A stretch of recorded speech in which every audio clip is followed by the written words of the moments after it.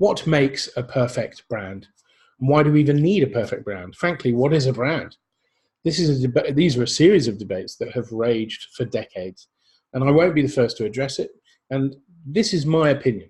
This is what matters to us when we think about brand, and I think that's very relevant for small to medium businesses, but I think enterprise has got a lot to learn. That's a bit arrogant, perhaps, but I'm confident that after 20 plus years of being in this business, I'm confident of what I know. So I hope this is of value.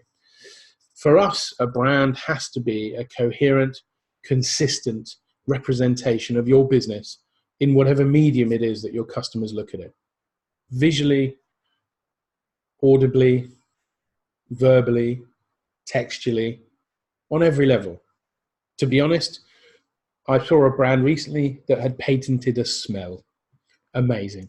When you go in their shop, they have a smell, and wherever you go in the world into their shop, you will recognize and identify that smell. So a brand encompasses all of the senses and beyond.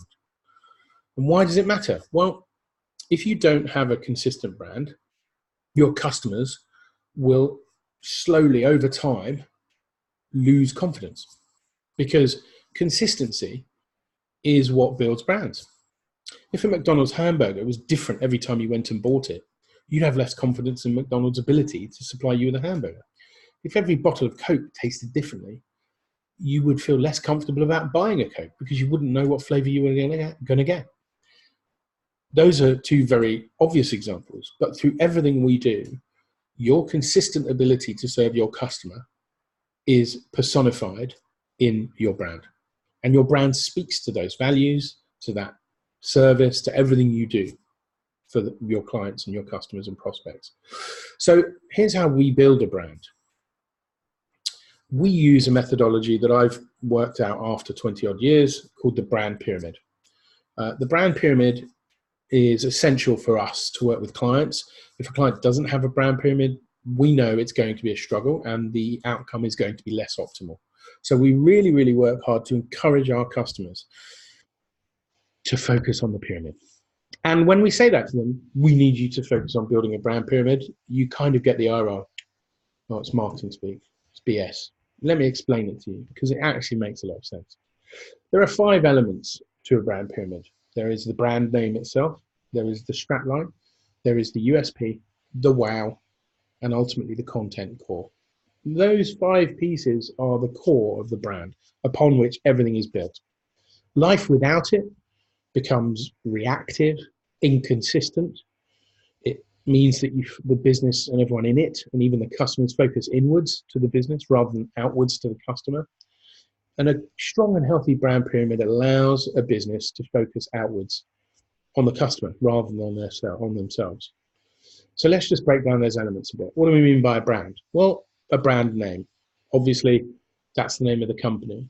And it has to do a great job of being the flagship element of both the pyramid and that brand. It is the pinnacle to which all else builds. The strapline works very closely in tandem with the brand for us. You can't have 2 aspirational pieces of brand and strapline. You can't have a woolly brand and a woolly strapline. And likewise, you can't have a very black and white or scientific or Ronseal, does what it says on the tin, strapline and brand either.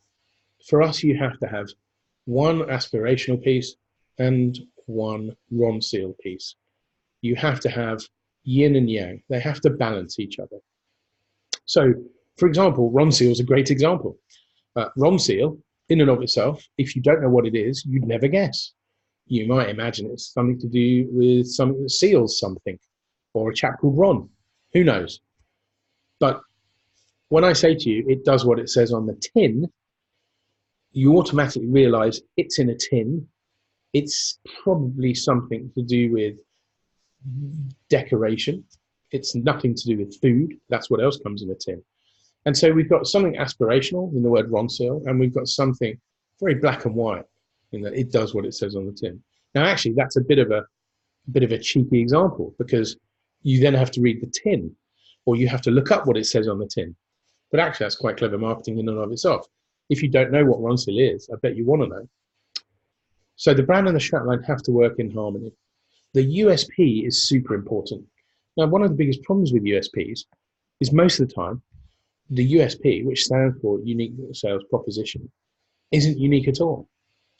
The amount of times we speak to customers and they tell us their USP is they believe in value for money, or they're committed to customer service, or they love helping their clients sleep at night. To be honest, I'm never surprised when I hear it, but that's not a USP. There's nothing unique about that. There isn't a business in the world that wants to cost clients more money, give them less sleep, and deliver less value. Of course, wants to serve them less. What company would live on those kind of values? So the answer is, with USP, it truly has to be unique. You have to really dig deep to find out what matters to the business, what's really powerful. Beyond the USP, you have the wow. And the wow has to create an emotional connection. For us, the test of a strong wow is, did the hairs on the back of our neck go up? Why do you sense humanity in us? Why would you work with us? Because if myself and a competitor were in a lift with you and you had one opportunity to work with one of us, what's going to make you choose me? It's not the fact that I've got a slightly better piece of kit. It's not the fact that I've got slightly more reviews on LinkedIn. None of those things really ultimately matter. In the final reckoning, people buy from people, humans buy from humans. And so it's my humanity and my ability to authentically establish my humanity that's going to endear you to you and is going to hopefully put you in a position where you can see yourself working with me, where you want to work with me. And after we've got the brand, the strapline, the USP, and the wow, the final element is the content core. And the content core are 3 buckets of content under which all other content is going to fit. One of the biggest problems with brands that I see is they are so disparate in what they talk about, in the content they cover. You can't be known for everything or anything or something. You have to be known for one thing. Ultimately, and Nick James says this very well, lots of other people say it very well, you have to niche. You have to be specific. You have to focus.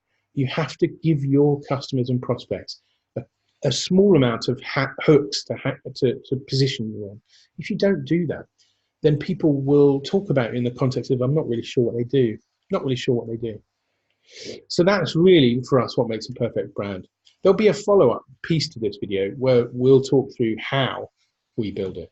So keep an eye out on our channel. Do make sure you follow us on YouTube. And we hope that your brand is going to improve because of it. And if you need to talk about your brand pyramid, get in touch.